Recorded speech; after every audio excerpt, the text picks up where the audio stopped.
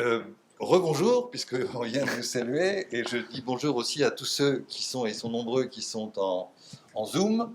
Euh, j'ai le plaisir, là, donc aujourd'hui, de recevoir Christian Chesneau et Jean-Val Bruno, qui sont, comme vous le savez, journalistes, grands reporters, l'un au Figaro, l'autre Radio France. à Radio France, voilà, et qui viennent de commettre un énième bouquin qui s'appelle Le déclassement français, et qui porte sur la politique française au Moyen-Orient, en prenant au sens large, puisque ça va jusqu'à la Libye et au Maghreb, donc c'est plutôt la politique arabe, même si c'est beaucoup de choses sur le Moyen-Orient, enfin bon, globalement la politique arabe, on va dire, non pas la politique arabe de la France, d'ailleurs c'est pas simplement arabe, puisqu'il y a aussi l'Iran, donc c'est la politique extérieure au Moyen-Orient et puis au Maghreb.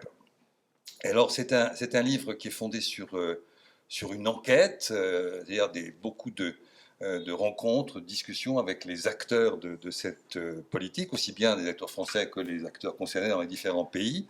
Donc ce que je vous propose, c'est qu'on aborde cette réflexion pendant, disons, une petite heure autour de trois séquences. La première, je voudrais leur demander un peu pourquoi ce livre et quelles difficultés aussi vous avez eues, quel refus ou quelle acceptation, parce qu'on sent bien quelquefois c'est pas évident d'avoir tel ou tel personnage. Deuxième chose, c'est qu'on va prendre un certain nombre de dossiers qui sont traités de manière intéressante. Il y a beaucoup d'anecdotes, mais toutes les anecdotes sont révélatrices, elles montrent quelque chose, quoi. Et puis, dans un troisième temps, je voudrais qu'on fasse une sorte de synthèse et qu'on parle à ce moment-là justement du fonctionnement, de la fabrication de la politique française, parce qu'au fond, on n'en a qu'une idée assez vague, et quand on fréquente un peu ces milieux, on voit comment ça fonctionne, et c'est très vertical comme fonctionnement en dernière instance. Voilà, après vous partagez la parole comme vous voulez. Donc ma première séquence et ma première question, c'est ça, c'est ce livre, donc Le déclassement français, qui vient après plusieurs autres, évidemment. Quel est son objectif, et puis surtout, ce qui est intéressant en termes de fabrication du le making of. Voilà, c'est ça, les coulisses de l'exploit, si j'ose dire. Voilà. Comment vous avez pu rencontrer telle ou telle personne, quelle déception vous avez eue, quel refus vous avez eu. Quand vous discutez avec certains Algériens, par exemple, ils vous envoient gentiment dans les cactus. Donc voilà, première question là-dessus. Non, vous avez... Pardon, micro. Voilà. D'accord, bonjour à tous. Non, on voulait faire, quand on a vu... après quelques mois, Emmanuel Macron œuvrer, on s'est dit, tiens, on va faire les carnets diplomatiques du président Macron qui montraient un volontarisme, un activisme intéressant. Moi, on discutait de temps à autre avec lui, quelqu'un de pragmatique, connaissant les dossiers, intéressant. Donc on s'est dit, on va faire les carnets diplomatiques de Macron, etc. Bon, sur le quinquennat. Et puis après... Il y a eu l'affaire du Liban.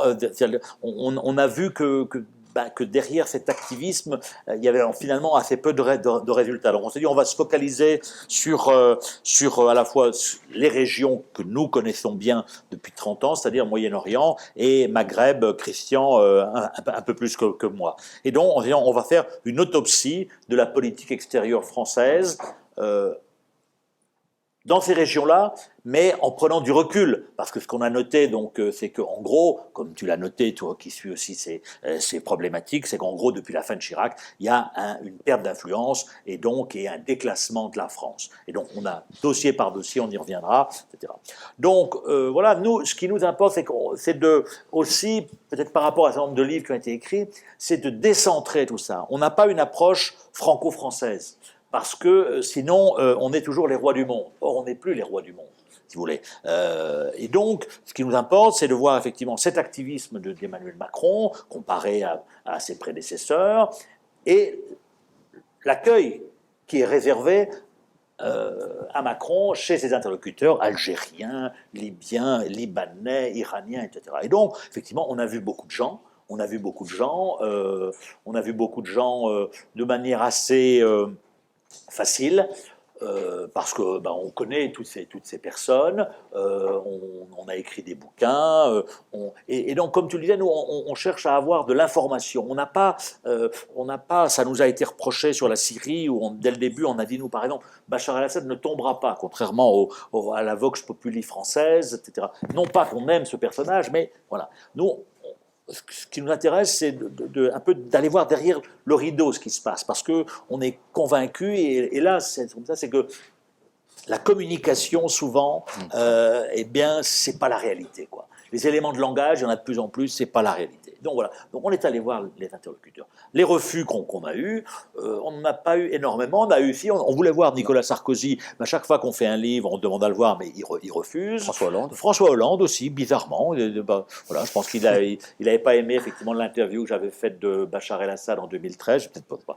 Et puis on avait demandé à voir Emmanuel Macron, que j'avais suivi au Liban, avec lequel qui m'avait copieusement, on peut dire pas insulté, mais presque. Secoué, etc.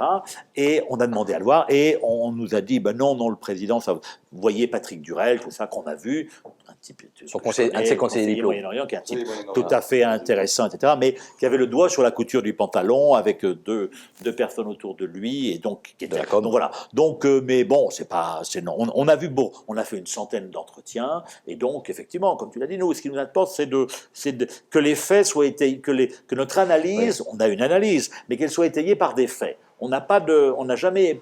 Ça fait 30 ans, on n'épouse pas j'étais en poste à Jérusalem, après à Bagdad, on n'épouse ni chapelle, ni mosquée, ni synagogue, etc. Donc c'est le terrain qui compte, faire remonter l'information et ensuite appuyer une analyse qui est celle un peu du déclassement. L'idée, je rebondis. L'idée, c'est pas un bouquin d'historien, c'est vraiment un bouquin de journaliste, investigation, d'enquête. C'est-à-dire que. Sur le terrain, quoi. Et l'idée, c'est d'aller beaucoup sur le terrain. Alors, c'est vrai qu'à deux, on cumule plus de 60 ou 70 ans d'expérience sur le terrain. Donc, on a beaucoup, évidemment, de réseaux, de contacts dans tous ces pays-là. Et donc, l'idée, c'est d'avoir, comme disait Jean, une analyse un peu chirurgicale. C'est-à-dire qu'on ouvre le corps et on regarde, voilà, sans a priori, en tout cas, on est, voilà. Et l'idée, c'est pas, on a un petit peu d'analyse, mais surtout, comme disait, l'anecdote, c'est pas pour l'anecdote. C'est que ça révèle quelque chose qu'on révèle, par exemple, à Abu Dhabi ou sur le pavillon français à l'exposition universelle. La France devait exposer la réplique des droits de l'homme, de la Déclaration universelle des droits de l'homme. Et finalement, le Quai d'Orsay dit non, finalement, ça va fâcher nos amis mériens.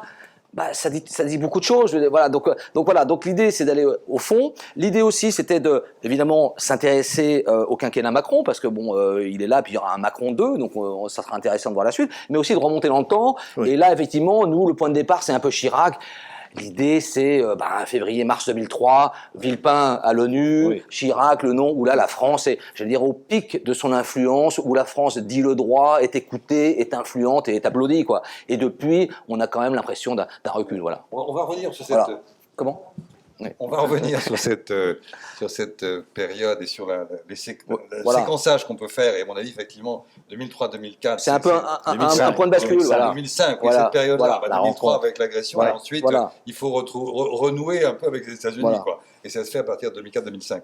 Mais on le fera en troisième séquence, mais bien entendu, on va croiser tout ça. Mais si on prend maintenant la deuxième idée que j'avais, c'est-à-dire revenir dans les dossiers que vous évoquez. Alors, on ne va pas tous les prendre, parce que vous avez beaucoup... Il y a plusieurs questions traitées, évidemment, beaucoup de questions traitées. Alors, je voudrais commencer par une qui m'a le plus... Alors, parce que je la connais peut-être assez bien aussi, je vais partir d'une anecdote, là, sur l'Israël-Palestine. Avec Christian, on en parlait à l'instant.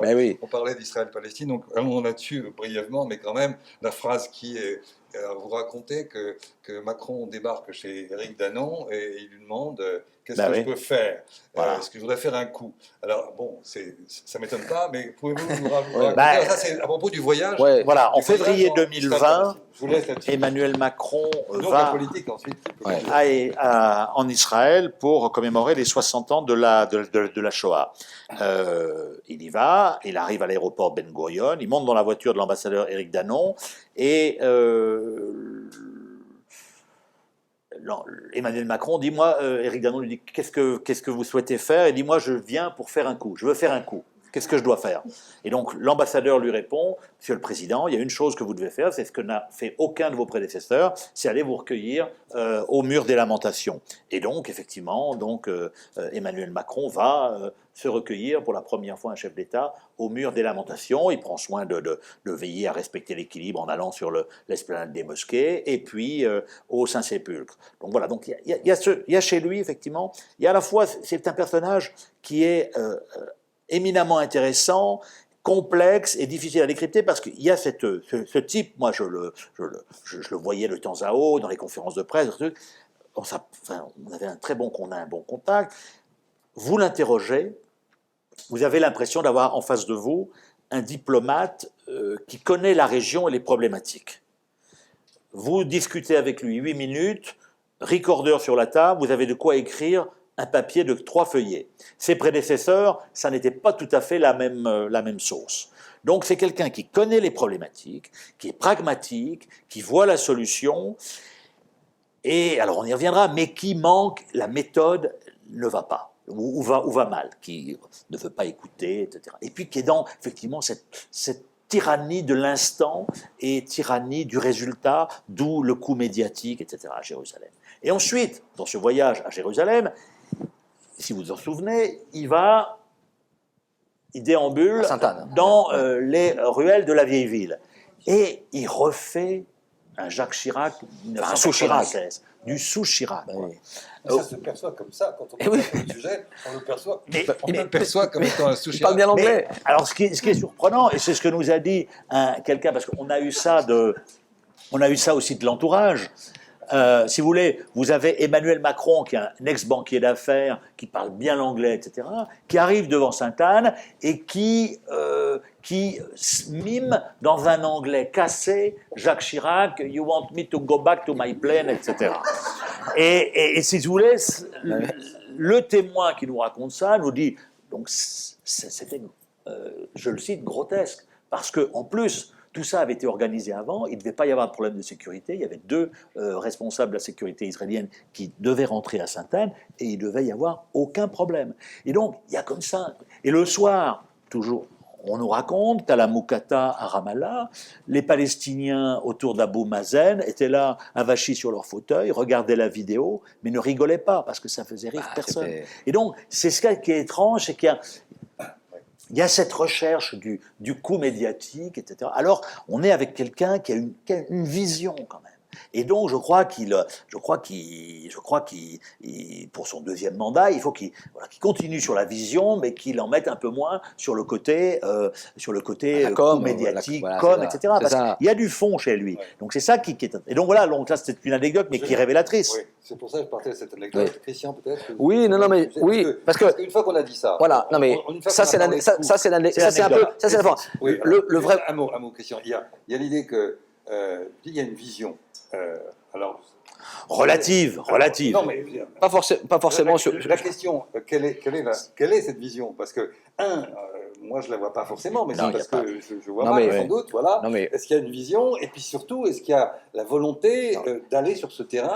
Moi, les quelques contacts que j'ai eus ici ou là, c'était de dire on va pas aller sur un terrain pareil parce qu'il y a que des coups après. Voilà, exactement. Et ça c'est vrai. Il est sur cette ligne-là. Alors, est-ce qu'il y a vraiment une vision? Admettons, je sais pas. C'est la question. Non, Israël-Palestine, c'est vrai que alors là, ça on raconte dans le livre, on a un peu baissé, la France a baissé pavillon. C'est-à-dire depuis, en fait, ça date. D'ailleurs, on raconte, c'est la visite de Sharon en juillet 2005. Comme tu disais, on se rabiboche avec les Américains, les Israéliens, et surtout, en 2005, on déconnecte la relation israélo-française avec la question palestinienne. Donc, avant, on disait aux Israéliens, si vous ne faites pas des efforts avec les Palestiniens, on ne fait pas de commerce, on ne normalise pas. Là, on déconnecte les deux. C'est en gros, vous pouvez continuer à coloniser les territoires palestiniens, c'est autre chose, c'est l'Europe, c'est les Américains. Par contre, on va faire un partenariat. D'ailleurs, ils vont rentrer dans l'Europe. Enfin, il y aura un partenariat avec l'Europe, etc. Donc là, c'est un moment clé parce que c'est un peu une rupture quand même. C'est 2005. Et puis après, cette rupture va être amplifiée sur Sarkozy, qui va aller, même si à la fin il dira que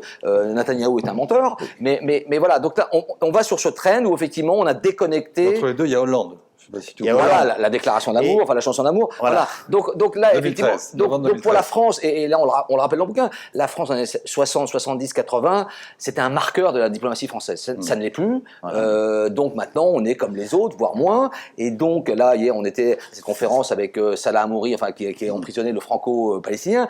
Bon, on sent que le Quai d'Orsay ne fait rien, ou fait pas grand-chose. Donc on a un peu capitulé sur cette question. Donc là, c'est vrai que pour Israël-Palestine, c'est un peu particulier. Après, il y a une vision sur l'Algérie, sur le Golfe, il y a d'autres, voilà. Prenons dossier par dossier, c'est intéressant. Après, on fera la synthèse. Georges, mais Israël-Palestine, on sent bien qu'il y a c'est presque une démission, parce qu'il y a eu les propos récents de Jean Castex au dîner du CRIF, où il dit quand même Jérusalem, capitale de l'État juif. C'est des propos de Castex lisant un texte de Macron.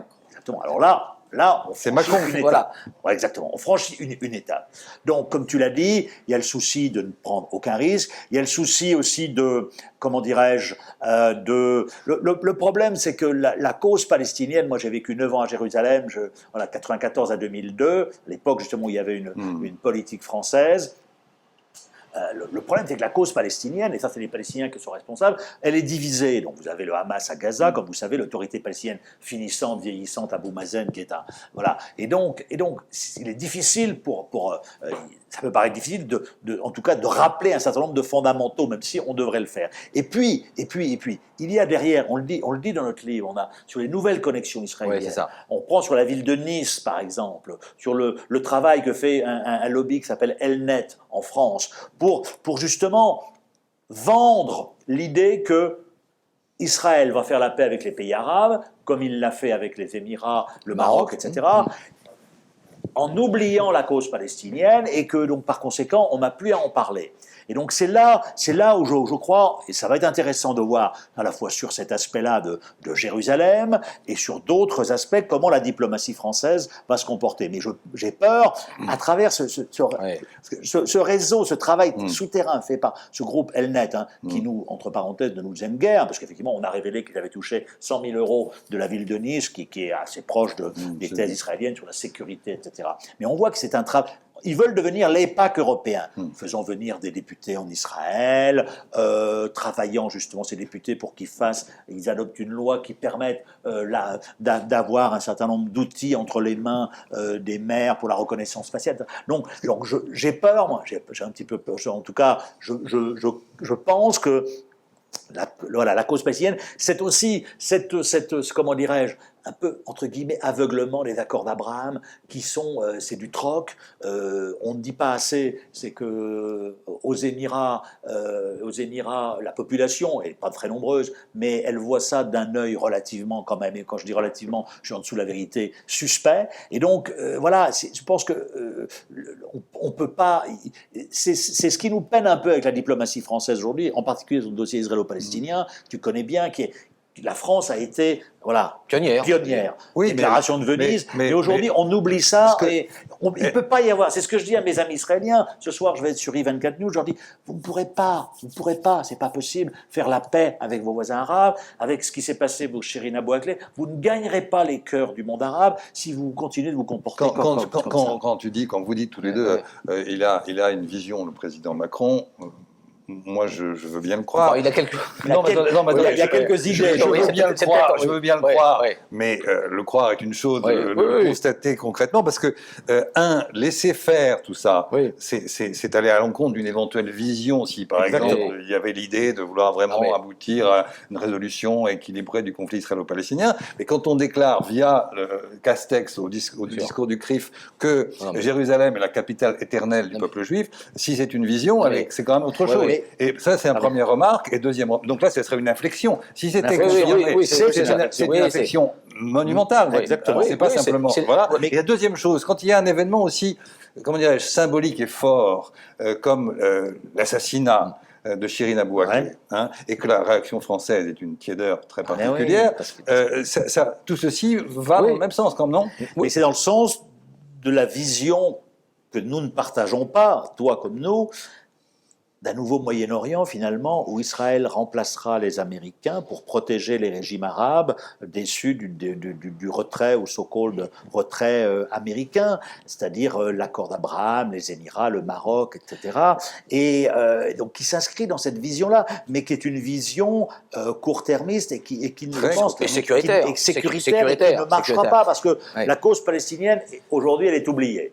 On le regrette, elle est oubliée. Bon, mais elle n'est pas finie. Et demain, après-demain ou dans 10 ans, il y aura de nouveau des soubresauts. Et vous avez en face, effectivement, un axe de la résistance, irako-syrien, Hezbollah, qui va justement jouer sur ça. Et vous avez des peuples aussi, comme ce qui s'est passé avec Shirin Abu Akleh.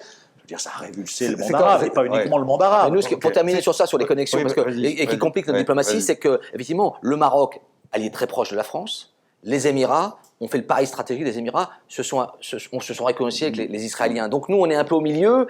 Donc nos meilleurs alliés ont fait la paix avec Israël. Donc tout ça, ça perturbe. Et on a bien vu d'ailleurs, la quintessence, c'est l'affaire Pegasus, c'est-à-dire le logiciel israélien. Oui, vous racontez l'anecdote de quelqu'un qui donne. Vous voulez mon portable. Donné aux Marocains qui espionnent la France. Voilà. Donc tout ça, c'est vrai que c'est. La France n'a pas. Et nous, on est un peu perdu au milieu de ça, quoi. Voilà. Mais bon, donc on va passer à un autre dossier, mais c'est vrai que la vision, elle a, à mes yeux, tendance tu as raison, à oublier l'histoire. Et avoir une vision qui oublie l'histoire, à mon avis, à un moment donné, l'histoire vous rattrape. C'est une myopie. C'est juste une remarque. C'est-à-dire, non, c'est une vision, parce que par exemple, quand il va au Liban et qu'il invite le Hezbollah autour de la table pour dire réformer, là, il a une vision pragmatique. C'est plutôt un pragmatisme qu'une vision. Parce qu'on aime, on n'aime pas le Hezbollah. On ne peut pas réformer le Liban sans le Hezbollah. Idem avec l'Iran, il essaie de jouer un rôle entre Américains, chiites, sunnites, voilà. Vous faites, alors, la liaison est toute faite avec le Liban, c'est important. Donc ce fameux voyage, là, le 4 août, il y a 2 voyages. Oui, bien sûr, mais le premier, c'est juste au lendemain de l'explosion du 4 août, date un peu symbolique en France à tous égards. Donc il y va, et là vous décrivez un peu comment ça se passe et l'accueil Il fait une très bonne première visite. Moi, je l'ai suivi dans les 2 visites. La première visite était à la fois dans l'émotion, mais aussi le message politique. Il leur dit à la fin, à la résidence des Pins, je l'avais écrit d'ailleurs parce que quelqu'un était venu me le dire après et ça n'avait pas été démenti par les élus. Vous avez tous touché, vous le savez et je le sais. C'est quand même fort quand même ça. Il avait raison. Bon, et donc première visite, solidarité avec le peuple libanais, émotion, voilà, message politique aussi. Je sais que vous avez touché, donc maintenant il faut passer au gouvernement de réforme pour relancer ce pays. Très bien. Et menace aussi de sanctions. À la fin, je lui pose la question parce que quelqu'un m'avait averti, on me dit vous devriez lui poser cette question-là parce que pour faire bouger ce mammouth libanais et ces Libanais, il n'y a qu'une solution, c'est de les sanctionner au portefeuille. Et donc je lui pose la question, il me dit oui, c'est pas forcément mais on y pense. Et après, il vient me voir sans que je lui pose quoi que ce soit comme question, il me dit on y pense effectivement, Georges, mais il faut avoir les Américains avec soi. Donc il y a un truc. Et puis ensuite, on est tombé un peu dans le en même temps. C'est-à-dire que l'État profond a dû dire mais sanctionner le Liban, vous savez, Rafik Hariri, il a rendu quelques services, les banques libanaises nous ont rendu beaucoup de services. On raconte, les banques libanaises ont une machine qui a permis de faire des virements manuels. Et à la fin, vous déchiriez, tous ces virements. Toutes les rétrocopes du Moyen-Orient. Les sociétés françaises en ont profité. Et donc, il y a eu cette deuxième visite où il y a eu une forte pression pendant ces 3 semaines, un investissement d'Emmanuel Macron excessif où il appelait personnellement les types. Moustapha Hadib, dont on révèle d'ailleurs qu'il bossait un peu pour la DGSE en 2005. Donc le type, il est ambassadeur du Liban en Allemagne, il reçoit des téléphones d'Emmanuel Macron, il dit mais votre président, il est jeune, il est sympa, etc. Donc, mais ok, Moustapha Hadib, d'accord, mais Nabi Berri et les autres, voilà, je crois que là il y a eu un surinvestissement du président et puis in fine, cette deuxième visite, il y a eu une nouvelle rencontre avec les chefs libanais, où il a de nouveau quelques semaines après, on publie avec la feuille de route. Et là, on est dans les limites de la diplomatie d'Emmanuel Macron. C'est-à-dire, effectivement, il leur dit, il faut faire ces réformes, et le diagnostic est parfait, parce qu'il est connu et il est parfait. Mais le problème, c'est qu'aucun de ces leaders n'a signé en disant « sous 15 jours, nous nous engageons à former un gouvernement ». Ils ont dit, en gros, oui, Inch'Allah. Et d'ailleurs, on raconte une anecdote, lorsque Nabi Berri a un déjeuner avec Emmanuel Macron, lui dit « oui, Inch'Allah ». Emmanuel Macron, intelligent, sait que Inch'Allah, en arabe, ça veut dire demain, après-demain, ou dans 6 mois, ou dans 20 ans. Et il lui dit « ne me dites pas ça ». Et Nabi Berri lui dit « Inch'Allah, monsieur le Président ». Et donc, Emmanuel Macron sort de cette réunion, et là, il nous annonce, Urbi et Orbi, que sous 15 jours, il a obtenu la confiance. J'ai obtenu la confiance, voilà, c'est ça. Et puis après, il m'engueule copieusement parce que j'avais sorti des papiers qui avaient gêné, etc., sur les mécanismes de la corruption, etc. Et donc, là, on était dans le « en même temps », je les menace, je renonce aux sanctions. Parce qu'ils ne sanctionnent pas, c'est ça. Ils ne sanctionnent pas. Donc les dirigeants libanais ont eu peur 3 semaines, et puis après, quand ils ont vu que les sanctions, il n'y en aurait pas, il le dit. Je dis, ok, maintenant, très bien, donc on va le laisser s'épuiser. On joue la montre. Et donc, il y a eu une mauvaise méthode. Voilà. Et pour ajouter, pour un peu compléter, Trop pressé. Trop Parce qu'on pressé. en Orient, il ne faut pas être pressé. C'est-à-dire que moi, j'ai même eu, après, on a eu une source qui nous a dit, qui a été contactée par l'Élysée, donc juste après l'explosion, qui dit, pour demander conseil, qu'est-ce qu'il faut faire, voilà. Il dit, pourquoi pas une selle Saint-Cloud, c'est-à-dire vous mettez tous les Libanais à la selle Saint-Cloud pendant une semaine, et et à la fin, vous sortez avec un accord signé, négocié, et puis le président, et vous savez ce qu'on lui a répondu? On n'a pas le temps, il faut qu'on forme un gouvernement dans une semaine. Donc voilà, donc il a dit, c'est Toujours fini. dans cette donc, tyrannie donc de l'instant, quand on est trop dans la la pressé, conception voilà, d'une politique ça va trop vite, extérieure comme un moyen de récupérer des gains en politique intérieure. Dans les sondages, Moi, et là, j'ai le on atteint les sentiment, limites. à vous lire et puis en connaissant un peu les sujets, que là encore, on a l'impression que c'est un président, pas simplement pressé, mais qui oublie l'histoire.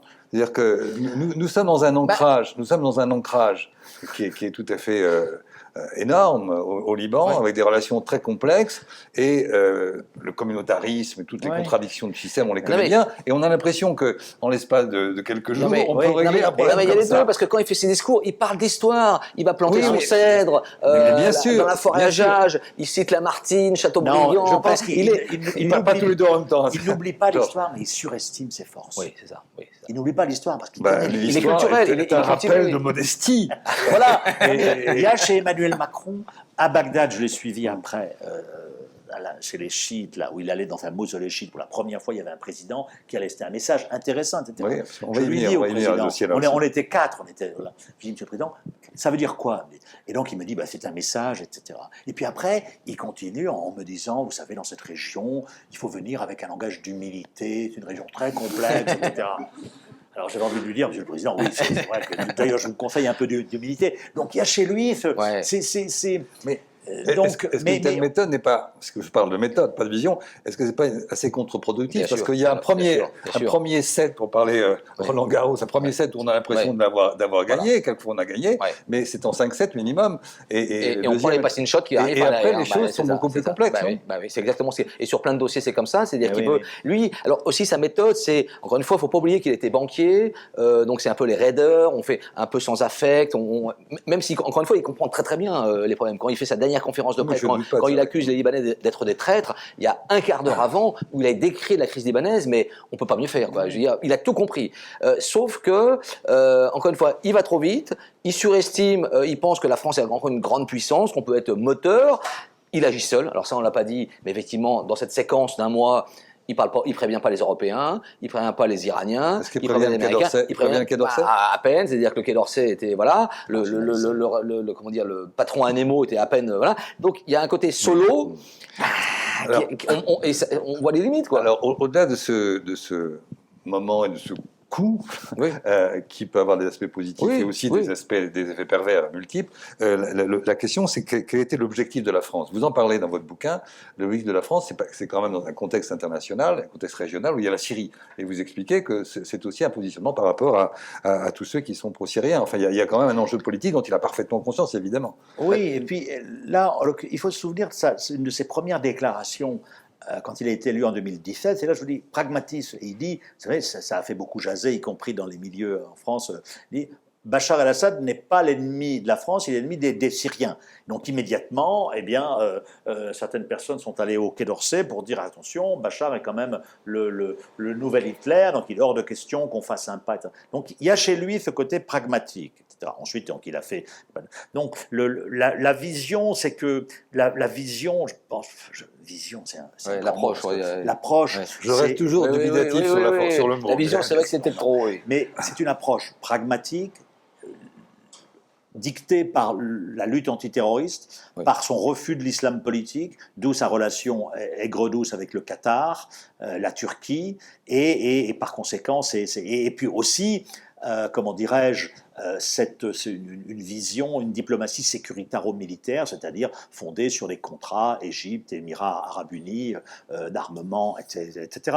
Donc, Et pour Beyrouth, le port de Beyrouth, d'ailleurs, CMA, CGM a eu le port. Voilà. Donc derrière, il y a aussi des enjeux économiques, voilà, parce que la France, effectivement, le Liban, c'est un des derniers bastions, enfin, qui se rétrécit, hein, mais enfin, qui reste où on a une petite influence, quoi. Donc, il fallait sécuriser des choses, et notamment le port. Et vis-à-vis de l'Iran, intéressant aussi parce que se plaçant un peu au-delà comment dirais-je, du tropisme français pro-sunnites en disant nous, nos alliés traditionnels, les pays du Golfe, donc il faut les satisfaire, etc. Donc au début, essayant de prendre une position médiane, nouant une relation intéressante avec Hassan Rouhani, l'ayant souvent au téléphone, et puis on retombe avec le G7 à Biarritz, dans un peu des travers, c'est-à-dire la primauté du show-off. Zarif vient, très bonne idée, mais on nous a dit, les Iraniens nous ont dit, mais le président Macron voulait l'emmener presque de force voir Donald Trump. Et nous, moi j'avais l'ambassadeur qui est parti nous raconter, le matin même, j'avais des coups de téléphone de Téhéran, et pas du ministère des Affaires étrangères, de la guidance, c'est-à-dire le guide, l'entourage, ceux qui disent pas question, etc. Pas question. Et puis New York. Et puis alors à New York après, il y a eu voilà.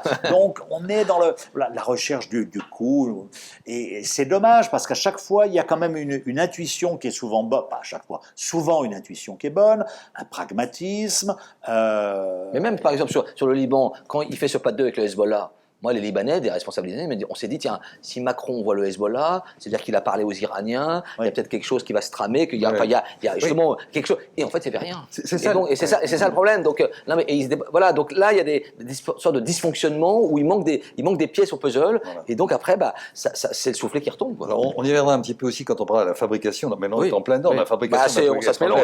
Mais puisque tu as évoqué l'Iran, restons un peu sur l'Iran, parce que alors là, il y a toute une histoire. Là, vous partez, vous prenez ça de très loin. Là, vous réintroduisez les principaux éléments de l'histoire, avec le passage avec 2002, la découverte qu'il y a des installations secrètes, avec l'AIEA, l'accord de Paris, et tout ça. Donc ça, c'est très intéressant. Et là, on a l'impression que Macron a une position assez claire sur le sujet. Et là, pour le coup, il a, alors j'ai toujours pas envie de dire vision, en tout cas, il a une approche qui me paraît intéressante. Qui me paraît réaliste, etc. Oui, moi, je suis l'Iran, il revenait un peu à l'approche de Jacques Chirac, qui disait l'Iran est un grand pays qu'on ne peut pas négliger. Et l'Iran, on n'a pas, il faut les pour la guerre contre eux. On peut pas faire la guerre contre eux, et pour les empêcher aussi de faire la guerre, etc., il faut les intégrer. Il faut les intégrer à l'économie, par le commerce, etc.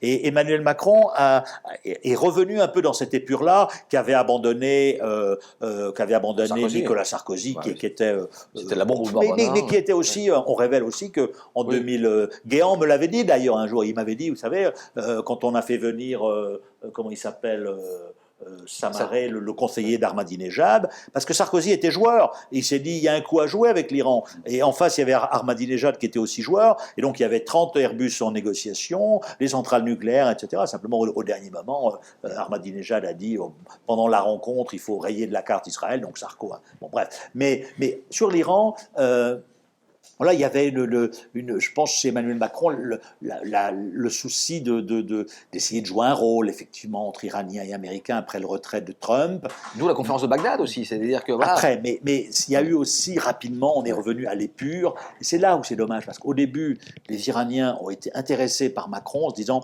voilà, on n'est plus dans l'approche néoconservatrice française où les conseillers du Quai d'Orsay, la secte à l'Élysée sont focalisés, obnubilés par la relation iranienne vue sous l'angle du nucléaire. Donc c'est d'abord ça. On raconte comment les néocons avaient voulu faire écouter François Nicoulot, qui m'avait donné ses notes dont je me suis servi pour le bouquin, et qui était un ambassadeur qui n'est, contrairement aux accusations qui étaient portées contre lui, s'il n'était pas un pro-iranien ou un agent de l'Iran, c'est quelqu'un qui avait une vision vraie. Quelqu'un qui pense la complexité.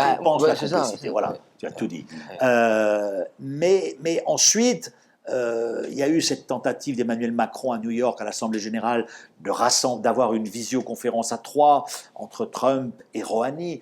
Et lui, mais il faut vraiment être naïf pour penser que Rouhani, qui est un Premier ministre, sans grand pouvoir, pouvait rencontrer l'incarnation du mal, Donald Trump. Même par téléphone. Hein. Même par téléphone. Il se faisait fusillé en rentrant à Téhéran. Et évidemment, il ne pouvait pas. Et donc, les conseillers d'Emmanuel Macron ont dit, Monsieur le Président, vous n'y arriverez pas. Et donc là, il y a cette recherche, parce que je pense qu'il surestime un peu.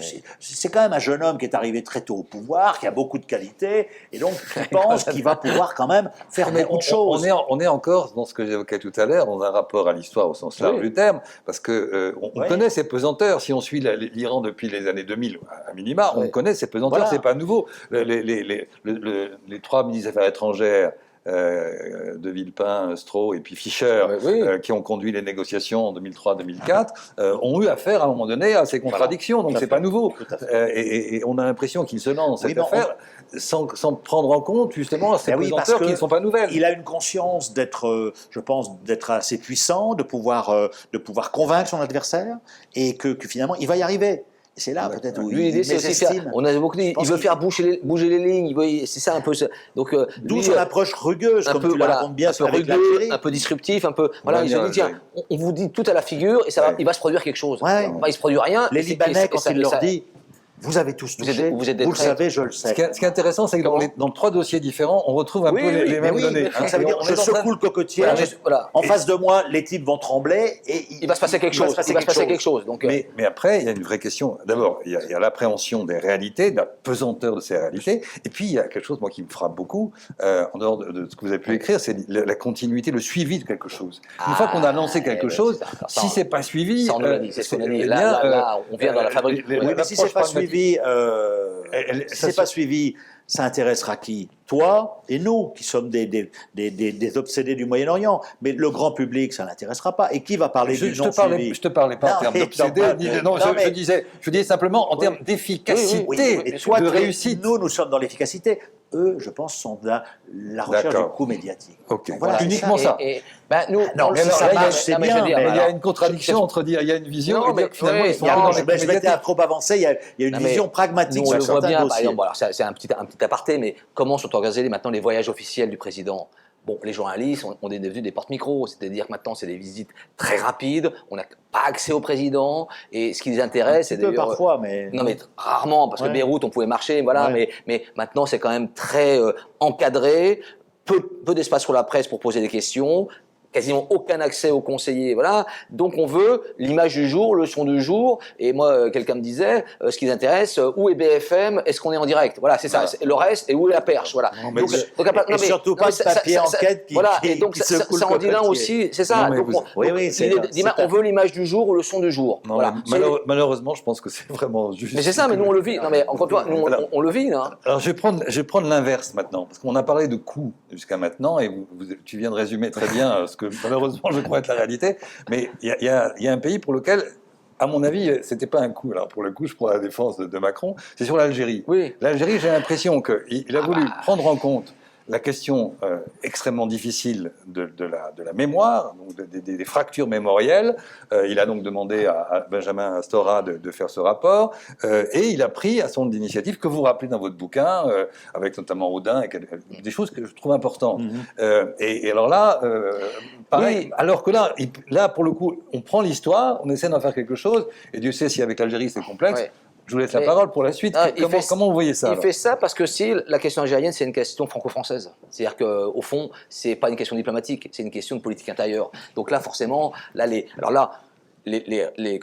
conséquences des relations franco-algériennes sur l'intérieur entre la population franco-algérienne, les banlieues. Maintenant, il y a une espèce de fantasme autour de ça. Donc là, il y a un impact direct sur la scène intérieure. C'est-à-dire que s'il dit quelque chose sur l'Algérie, ça résonne chez les Harkis, chez les Pieds Noirs, chez les Algériens d'ici. Donc voilà. Donc là, le dossier, c'est pour ça que c'est un dossier qui est un peu différent. Il est vierge. Voilà. Et puis lui, alors il est né en 77, donc la guerre d'Algérie c'était fini depuis 15 ans. Donc et puis pareil, peut-être faire un peu Chirac. Chirac, on se souvient, voulait faire le traité d'amitié. Donc là aussi, peut-être le rêve de Macron, c'était de faire enfin cette réconciliation franco-algérienne avec une espèce de grand truc. Voilà. Donc voilà, c'est un dossier qu'il a vraiment pris à cœur. Tous les gens nous ont dit c'était vraiment des priorités des priorités. Et là, il a mis des moyens. Il y a quelqu'un à l'Élysée qui s'occupde de ça. Enfin, il y a vraiment presque une obsession. Mais sauf qu'en face, il y a eu un mur, quoi. Et là, pareil. Alors, on raconte les dessous de sa visite à Alger en 2017, sa première dessin, où pareil, il essaie de secouer le pauvre Bouteflika qui est quasiment en train de mourir, voilà, mais il leur dit, voilà, il est tense, quoi. Je veux dire, c'est très dur. Et les Algériens, le chef d'état-major de l'armée. C'est ça, il lui fait une leçon avec la carte. Vous racontez ça, c'est adore, ça. Macron adore les cartes, on nous a reconfirmé. Il adore les cartes, montrer des trucs, donc vous êtes là, pourquoi vous faites pas ça. Le double jeu vis-à-vis de voilà, voilà. Donc il y a un discours. Vous savez où tel responsable terroriste, vous êtes un là. langage de vérité qui est intéressant. Mais... Ce qui est la vérité, mais les autres sont choqués, donc ils se demandent comment réagir. Et puis après, il y a aussi un système algérien, un Tebboune qui est pareil, qui est un peu comme Rouhani, qui est un peu la tête d'épingle sur le système, mais en fait l'état profond, voilà, il n'a pas tous les pouvoirs, il est obligé de composer. Alors que la relation était bonne. Alors on nous a aussi beaucoup dit que Tebboune et Macron, ça s'est plutôt bien passé. Il y avait plutôt une bonne alchimie. Il avait donné des gages quand il avait dit la colonisation est un... Voilà. Et même quand il souhaite le prompt rétablissement de Tebboune quand il est malade, et il y a le Irak, donc voilà. Donc c'est un dossier qu'il a pris vraiment à corps. D'ailleurs, ce qui va être très intéressant, c'est la suite. C'est-à-dire comment, parce que là, il va falloir renouer. Il y a quand même une petite crise en fin de quinquennat sur les visas, parce que là, il a vu que rien n'avançait. C'est-à-dire que là, il a fait beaucoup de gestes, et ça c'est clair, hein, sur Odin, sur les crânes, sur les archives, sur Ali Boumedjel. Enfin, il y a plein de dossiers, voilà. Sauf qu'en face, il y a un mur, et que les Algériens, eux, leur histoire, c'est leur histoire, et que ça sera jamais fini, et que la France aura toujours une dette. Et soit il y a une repentance, soit il y a rien. Donc Macron a fait beaucoup de gestes. Donc on arrive à la limite. Et puis surtout pour Macron, il y avait ça. Et puis il y avait l'histoire de l'immigration clandestine. Et ça, nous on raconte, parce qu'on a eu accès à des sources un peu assez intéressantes. Donc, au Conseil de sécurité au Conseil de défense qui a lieu à l'Élysée, où effectivement c'est un sujet sur les reconduites à la frontière qui revenaient tout le temps sur la table, et ça n'avançait pas. C'est-à-dire que les gens n'étaient pas reconduits à la frontière, des gens qui étaient soit des criminels, soit des radicalisés, et tout ça. Et donc, à la fin, il a dit, bon, ça suffit, je coupe de 30% les visas, aussi pour les Tunisiens et les Marocains pour pas faire jaloux. Mais voilà, donc on a terminé par une petite crise. Comment il va reprendre, et toute la question, comment il va renouer, comment on reprend un fil, sachant que les Algériens, moi, quelqu'un me disait, ils regardent beaucoup la Turquie, beaucoup la Chine, même les Russes, etc. Donc nous, on revient un peu, où est notre place, comment on peut se réintégrer et finalement aboutir à une relation un peu saine avec les Algériens, quoi.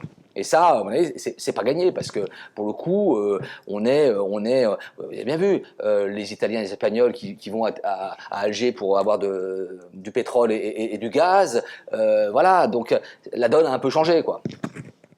Oui, puis il y a eu, parce que il y a eu aussi, ça illustre un petit peu le en même temps d'Emmanuel Macron, avant même son élection, la première, il y a cette phrase forte disant la colonisation est un crime contre l'humanité, donc voilà, donne des gages, et puis à la fin il termine là en disant il n'y a pas d'histoire algérienne avant 1830. Il n'y a pas de nation. Il n'y a pas de nation algérienne avant 1830. C'est une insulte. Donc les autres, quand on connaît la susceptibilité des Algériens, même le plus anti-algérien, pouvoir algérien, ressent ça. Et donc là il y a c'est ça qui nous désarçonne un petit peu de temps à autre, parce que alors que encore une fois, vous pourriez avoir l'impression qu'on est dur contre Emmanuel Macron, ce qui est à la fois vrai et faux, parce qu'on souligne beaucoup de ses initiatives, puis son volontarisme, son activisme au Liban, etc. Simplement, encore une fois, il manque une espèce, c'est ce que nous a très bien dit Hassan Salami sur la Libye, il manque un way of doing. Il manque une patte humaine, écoute, dire attention, il y a des choses qu'on ne peut pas faire. Et c'est dommage, parce qu'encore une fois, il a de bonnes idées, et il connaît les dossiers, et il a une vision assez claire de là où il voudrait aller. Voilà. Le temps de la troisième séquence est arrivé, parce qu'après on va laisser la parole à tous nos amis. Troisième séquence, c'est un peu la synthèse de ce qu'on a évoqué, c'est-à-dire au fond la fabrication de la politique étrangère. Alors on a tous compris qu'il y avait une verticalité prodigieuse, peut-être plus encore aujourd'hui qu'avant, et donc on pourra en dire un mot. Alors sur la relation entre l'ANMO, le Quai d'Orsay, et l'Élysée, qu'est-ce que vous avez retiré de tous ces dossiers, de tous ces contacts? Nous, ce qu'on a on a l'impression que le Quai d'Orsay est débranché. Vous dites des mots comme c'est l'ombre d'elle-même, ou encore L'ANEMO est l'ombre d'elle-même. l'ombre, ou bien que le quai est dévitalisé. Vous avez des formules de ce genre. Bah oui, parce que la politique étrangère a été vraiment vampirisée à l'Élysée, c'est-à-dire que tous les Vampirisée, vous l'utilisez aussi. non, mais quand on regarde les dossiers, non mais à la limite, on l'invente pas, c'est-à-dire que quand on voit le Liban, c'est Macron en personne, il devait faire 3 visites quand même, hein. C'est quand même, il n'a pas fait la dernière. Qui passe les coups de téléphone. Et qui passe directement ses coups de fil. Sur l'Algérie, c'était son truc perso. Sur la Libye, c'est lui pareil, la Celle Saint-Cloud qui a un échec. Avec Paul Solaire. Avec Paul Solaire, il a son homme. homme, Paul Solaire, qui est un ancien militaire et voilà, qui gère les dossiers directement. Sur le Golfe, avec MBZ, c'est direct. Avec Sisi, c'est direct. Voilà. Donc tous les gros dossiers, ils restent, comment dire, au Quai d'Orsay à gérer les ambassades, gérer les affaires courantes. Quoi. Il y a plus de... la cellule diplomatique de l'Élysée, c'est quoi, 10, 15 personnes? Oui, c'est 10, 12 personnes. Et puis, ouais. qui adhère. L'ANMO, si vous voulez, il faut replacer ça aussi dans un contexte. Jacques Chirac, quand il prononce un discours au Caire, qui est fondateur de sa politique, il demande à l'ANMO de lui rédiger un draft. Denis Beauchard, C'est Beauchard qui Denis raconte ça, Beauchard, ouais. il vous l'a expliqué. Ici, on a parlé de tout ça, Très et bien. il racontait ça en détail, Il raconte effectivement. ça en détail, parce que c'est lui qui était... D'où l'utilité, il était patron de l'ANMO à ce Donc il y moment-là. avait un échange, Chirac écoutait. Quand Chirac recevait un leader arabe, le patron de l'ANMO assistait, il était au courant. Ouais. Ensuite Sarkozy dit, moi, tout ça, ça m'intéresse pas. Donc il y a une rupture, donc voilà. Et donc l'ANMO il s'est retrouvé un petit peu marginalisé par les néocons. Moi, je me souviens, en 2009, j'avais un blog où j'informais parfois et j'avais fait une note sur le fait que la direction des affaires stratégiques, la DAS, refusait les notes de Bernard Hourcade, qui est un bon chercheur sur l'Iran, Qui est membre de l'IREMO. qui est membre de l'IREMO, et quelqu'un à la direction des renseignements militaires m'avait dit, Bernard on m'a trouve ça raconté ça. Oui. scandaleux, parce que c'est qu'on peut ne pas être d'accord avec Hourcade, mais c'est une voix qu'on doit entendre. Donc ils avaient fait une note à l'Élysée pour dire c'est pas normal, etc. Et donc, moi j'avais fait une note sur mon blog en disant il n'y a rien de surprenant parce que le directeur de la DAS, c'est Bernard ou Michel Miraillet, qui est un des membres de la secte, un des membres éminents de la secte. Adjoint de Gérard Haraud, néoconservateur à la française, etc. Et Gérard Haraud m'appelle, me fait appeler, me dit Monsieur Malbruno, comment ça vous me traitez de néoconservateur à la française? Je dis Monsieur Haraud, entre guillemets, il dit venez, on va en discuter, etc. Je vais dans son bureau, on a discuté pendant 1 heure, openly, parce que c'est quelqu'un qui, peut-être un peu moins maintenant, qui aime le challenge, etc. Et il me raconte Sarko sur l'Iran qui pète les plombs, etc. Bref, il me raccompagne, il me dit vos copains du 2e étage, l'OLP vaincra, c'est fini. Donc voilà. Et là, donc à partir de ces années-là, tu as les affaires stratégiques qui ont pris le dessus sur la NMO, qui s'est retrouvée un petit peu. Mais ça va très loin parce que sur un dossier, vous avez tout un passage d'un homme qu'on aime bien, qui est mort l'année dernière, qui est François Nicolot. C'était quelqu'un qui était très proche de nous ici.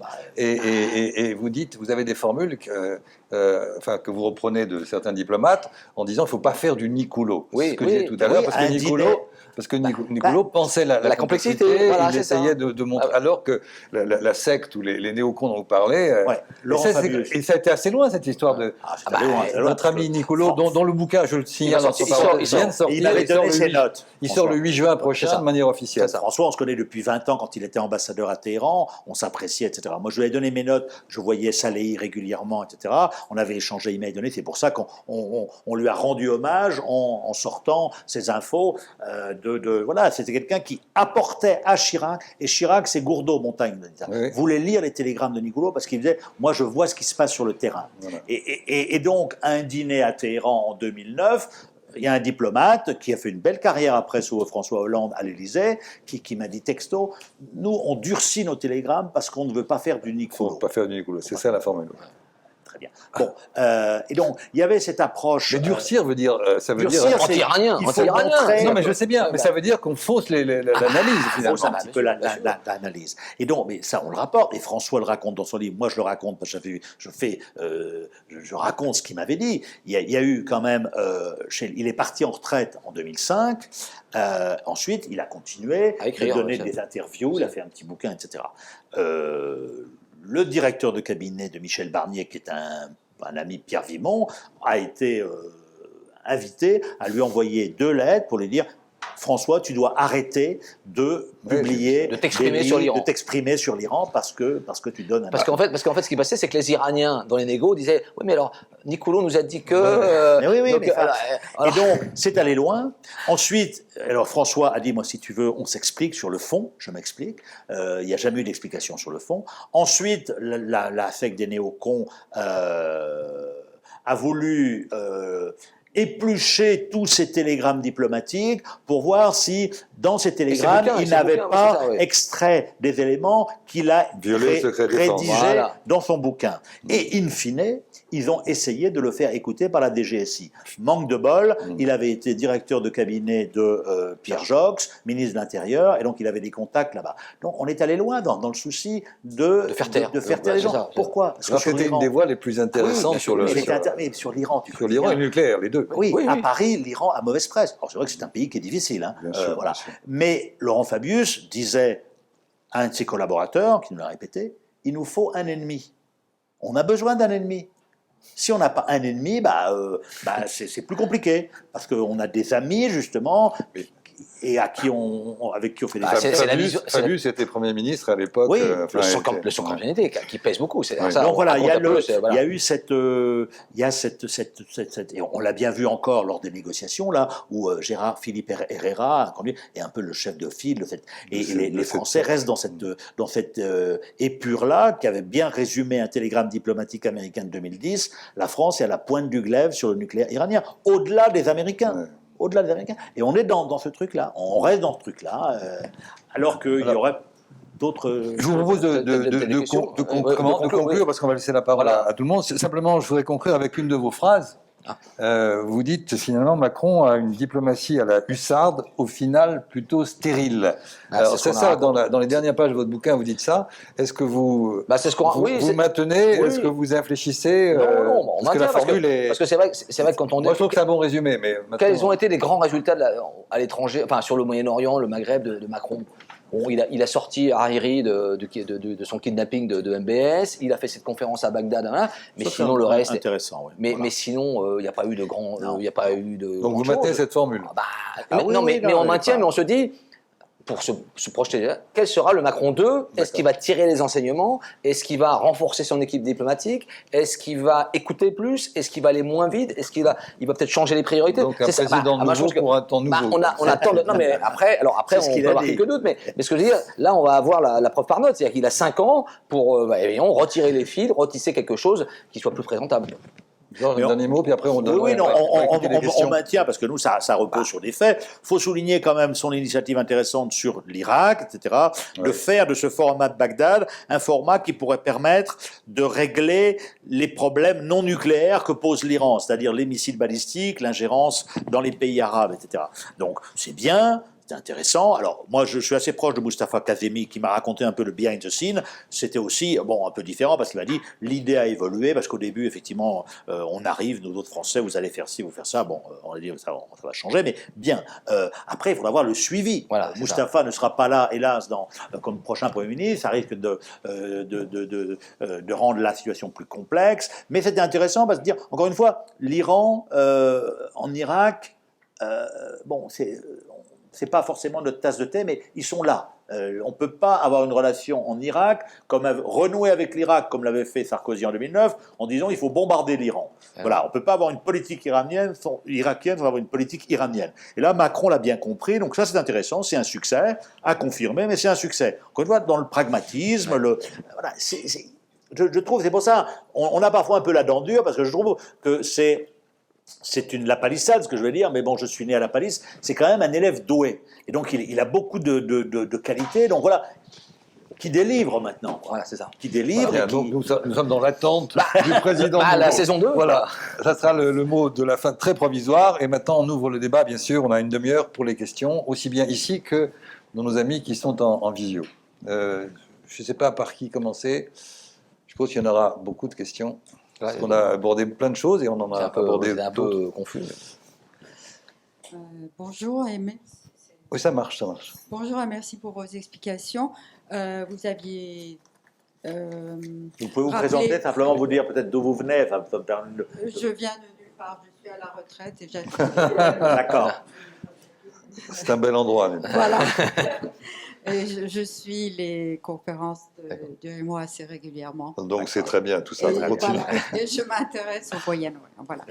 Non, vous avez beaucoup parlé donc des démarches de M. Macron pour imiter M. Chirac dans la politique. Hein. Je simplifie Oui, parce que je ne trouve ça- pas les bons mots, Ouais. mais en gros, c'est ce que j'ai cru comprendre.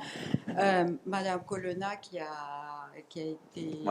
est la ministre des Affaires étrangères, il me semble que dans son discours introductif, a accordé beaucoup d'importance au corps diplomatique. Mhm. Et je voudrais savoir, je voudrais pas savoir, est-ce que vous pensez que dans ces conditions, M. Macron va essayer de suivre la politique de M. Chirac et il y aura le corps diplomatique ne va pas tomber à l'eau? Je vous répondrai par une question. Est-ce que M. Macron accordera de l'importance à Mme Colonna? Mais c'est quand même un jeu. C'est pas un jeu, mais j'ai cru comprendre qu'on choisissait différentes personnes appartenant à différents partis politiques pour avoir un gouvernement équilibré. Oui, non mais vous avez raison. En plus, je crois qu'il voulait depuis le début une femme ministre des Affaires étrangères. Mais le problème, c'est que là, Catherine Colonna arrive dans un ministère qui est complètement sinistré. C'est-à-dire qu'il y a cette réforme, je pense à un sujet annexe, où effectivement les diplomates seront plus diplomates, il y aura une espèce de grand corps de fonctionnaires, ils vont piocher. Alors officiellement, on garde les cadres d'Orient, mais tout ça, ça va être, voilà, ça risque d'être dissous au fil du temps. Donc là, on a un ministère d'ailleurs qui va faire grève le 2 juin. Hein, c'est-à-dire sinistré et en grève. Voilà, et en grève. Donc c'est 2 grèves dans l'histoire au 20e siècle, depuis 100 ans. Il y a eu en mars, en 2003, à cause des salaires, des primes d'expatriation, et là maintenant, parce que c'est un ministère qui est complètement déboussolé, quoi, on disait dévitalisé. Donc Catherine, c'est vrai, connaît très très bien la maison. Hein, donc pour le coup, elle a été diplomate, elle a été donc porte-parole de Chirac pendant plusieurs années, elle était ministre de l'Europe. Moi, je l'avais accompagnée pendant la crise du Liban, elle était à Chypre en 2006. Donc voilà, je pense qu'elle a une sensibilité, une crédibilité. Le problème, comme dit Georges, est-ce que pour Emmanuel Macron, il va plutôt la faire monter, parce qu'avec de Le Drian, c'était un peu la grande muette. Est-ce que on va pouvoir rassurer tous les diplomates, parce qu'effectivement, notamment les jeunes, dont beaucoup d'ailleurs ont lu le livre, des jeunes diplomates qui sont inquiets pour les gens qui ont 30-35 ans, qui se disent mais c'est quoi mon avenir dans la diplomatie française? Il y a beaucoup de gens qui partent. Hein. Beaucoup de gens qui partent dans le privé, parce que c'est quoi l'horizon? On va être un type qui sera préfet à Angoulême, va devenir ambassadeur à Bagdad, voilà. Non, mais c'est un peu ça le risque. Donc c'est un ministère qui est vraiment en grande souffrance en ce moment. Donc est-ce que Catherine, c'est un peu sa mission de rassurer, peut-être de rebâtir quelque chose? Et il faudra que Macron effectivement la suive, quoi. Parce que simplement par rapport à ce que tu viens d'évoquer, est-ce qu'elle a simplement le pouvoir de faire ça? Voilà, c'est ça. La réponse est un peu interrogation au mieux. Je crois que j'ai lu, que notre nouvel Premier ministre ne pourrait pas choisir son directeur de cabinet. Bien sûr. Alors, est-ce que Catherine Colonna va pouvoir choisir son directeur de cabinet? Donc, ça montre toutes les limites. La réponse est non. La réponse est non. Donc, si vous voulez, pour prolonger d'une manière un petit peu provocateur, parce que j'aime bien parfois être un peu provocateur, mais il n'y a pas que de la provocation. Il ne faudrait pas que le Premier ministre français ou le ministre des Affaires étrangères français devienne un employé du gouvernement français, comme le Premier ministre syrien est un employé de Bachar el-Assad. Mais on est un peu dans cette... hélas, c'est assez... voilà, je trouve que c'est dommage, parce que nous qui suivons cette région depuis 30 ans, il faut que la France retrouve... Et on le voit chez les diplomates, il y a beaucoup de gêne, beaucoup de malaise. De parler, de malaise.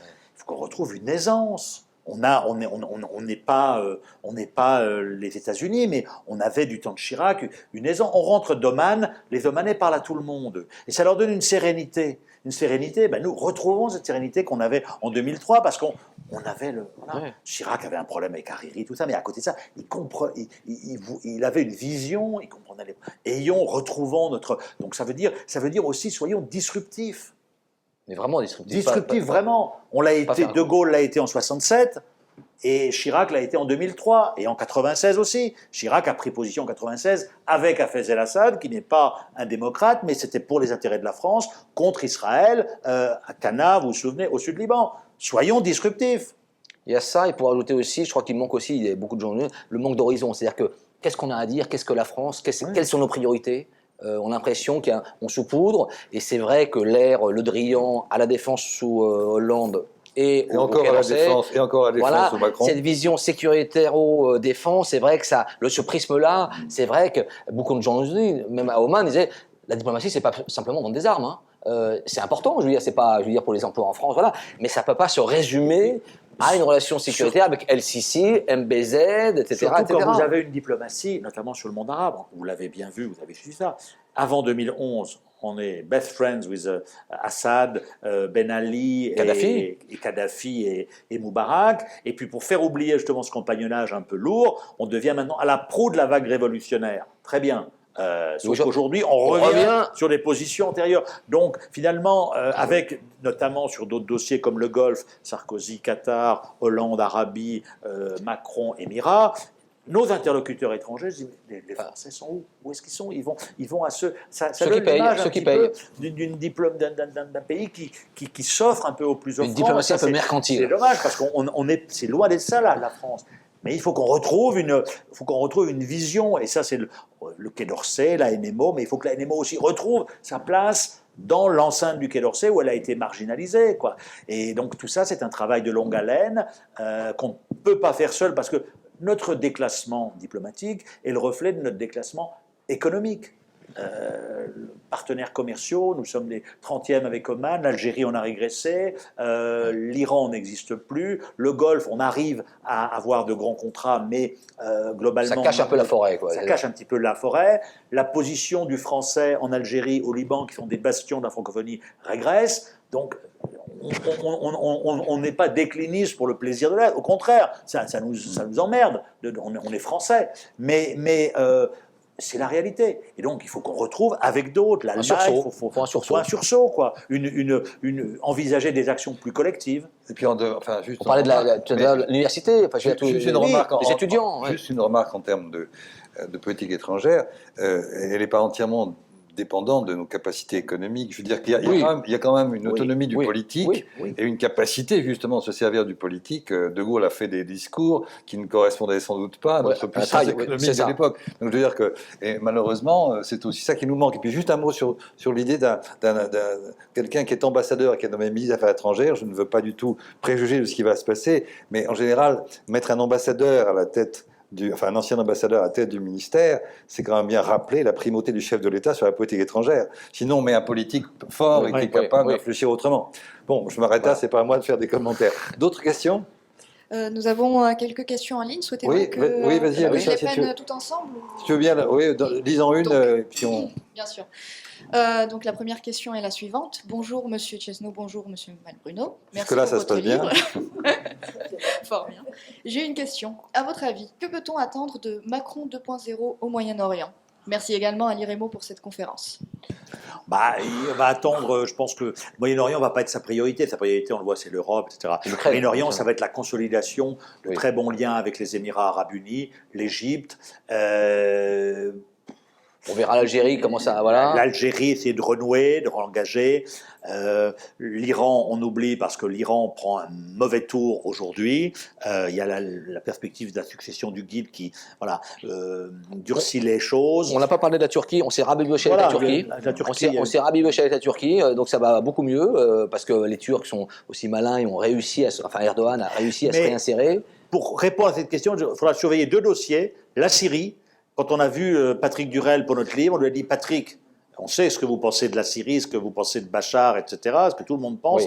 Est-ce que le statu quo est tenable lorsque tous nos partenaires arabes, pas tous mais beaucoup, renouent, et lorsqu'en Europe, même certains renouent, etc. » Et donc, il nous a dit « Écoutez, c'est peut-être pas tenable. » mais il a dit « Le statu quo n'est pas tenable. » Le statu quo n'est pas tenable. Est-ce que, tôt ou tard, on renouera d'une certaine façon avec ce pays qui est incontournable ou pas, et puis l'évolution sur Israël-Palestine, effectivement, aussi à scruter. Si on pousse. Que la déclaration de Castex augure. Là, c'est deux dossiers, pour les spécialistes, seraient intéressants à suivre, parce que qui en dira long, quand même, je pense. D'autres questions dans la salle? Alors, on va alterner la salle et la visio. Très bien. Moi, je voulais poser une question sur la Turquie. Vous en avez un petit peu parlé, parce qu'elle a quand même un rôle important au Moyen-Orient. On a fait un chapitre dessus. Pardon. On a fait un chapitre dans le livre. D'accord, mais là, vous n'en avez pas du tout parlé. Non. Il y avait Bah, plusieurs parce dossiers, que, on ne pouvait pas. On avait dit que C'est pour ça. qu'on lise le livre. Comment? Non, non, bah, le problème, c'est qu'on peut. Vous pouvez Non, en mais dire deux un mots mot. sur la Turquie. C'est vrai que bah, encore une fois, il y a eu. Nous, ce qu'on explique, effectivement, c'est que entre la France et la Turquie, il y a les Kurdes au milieu qui ont longtemps, effectivement, il y a une espèce d'angle mort. En tout cas, ça perturbe la relation. Là, il y a eu sous Macron, alors pour le coup, des échanges très vifs avec Erdogan. Il y a eu, enfin, je ne veux pas refaire le film, hein, mais il y a eu même des incidents navals. Mais c'est vrai que là, avec l'histoire d'Ukraine, l'OTAN, tout ça, on a un peu switché. Et d'ailleurs, moi, j'étais à l'OTAN pour le sommet extraordinaire là en février, où effectivement, premier entretien de Macron à l'OTAN, c'est avec Erdogan. Oui, la relation s'est améliorée. Donc parce ils se sont améliorés, voilà. Donc maintenant, bah, Macron comprend, alors pareil, réel politique, ou tu sais, que bah, la Turquie, 80 millions d'habitants en plein milieu de la région, on peut pas l'insulter tous les jours. Enfin, faut trouver le moyen d'avoir un modus vivendi. Oui. Et puis dans le cadre de l'OTAN, bah, ils sont quand même membres Et de l'OTAN. il a été, je veux dire, là on était dans l'approche confrontationnelle Ouais. adoptée par Emmanuel Macron à l'égard d'Erdogan, était aussi peut-être aussi qui était à la fois justifié et oui justifié et logique, était quand même assez mal perçu par nos partenaires européens qui l'ont Oui. fait savoir lors d'un vote à l'OTAN où nous ont pas soutenu. Donc voilà, on était aussi un peu dans le déclaratoire, et je pense qu'après on est revenu à des considérations plus réelles et plus On était normales. dans une posture aussi avec la Grèce, parce qu'on a vendu Posture. les Rafales, les frégates à la Grèce. Donc en même temps, voilà, il y a toujours. Et puis derrière, alors toujours, c'est pour ça que c'est intéressant, il y avait nos amis émiriens et égyptiens qui poussaient aussi contre la Turquie. ouais. Alors maintenant, tout ça, le jeu a un peu changé Bien maintenant, sûr. mais il y avait cette configuration-là. On passe à une question en visio, s'il te plaît, Alessa.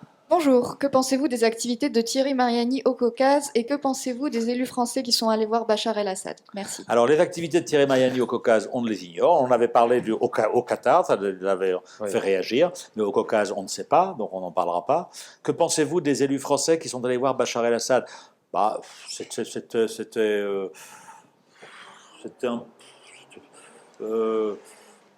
pourquoi pas, mais quand même, il faut pas qu'un journaliste, moi je l'ai interviewé en 2013, j'étais dans mon rôle, ça n'a pas plu à François Hollande, qui à 3 reprises, d'ailleurs de manière complètement grotesque, a critiqué le Figaro, mais des députés, je pense pourquoi pas à une reprise, mais il ne faut pas en faire trop quand même, il ne faut pas en faire trop, et il faut lui rappeler un certain nombre de choses, voilà, après, surtout, ça dépend. Quand vous allez voir Bachar el-Assad, si vous y allez en 2012-2013, vous y allez maintenant tout le monde va le voir, pas tout le monde, mais donc voilà, donc je pense qu'il faut faire attention à ça quand même, il faut faire attention parce que évidemment c'est récupéré par la partie adverse, donc tant que journaliste c'est notre rôle. Hein, j'avais été critiqué par des confrères d'ailleurs de manière aussi un peu déplacée parce que c'est notre rôle. Hein.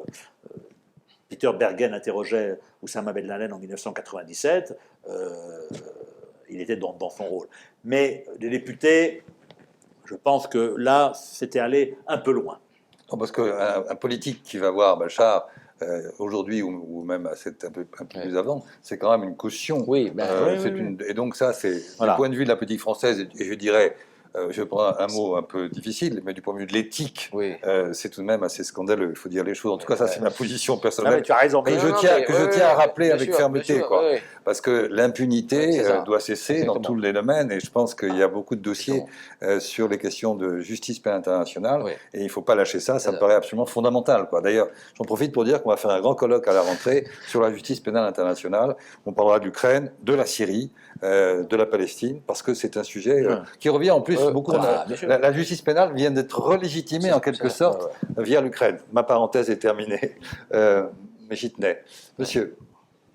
Oui, bonsoir, merci beaucoup de ce analyse détaillé de choses qu'on perçoit, nous, un peu superficiellement.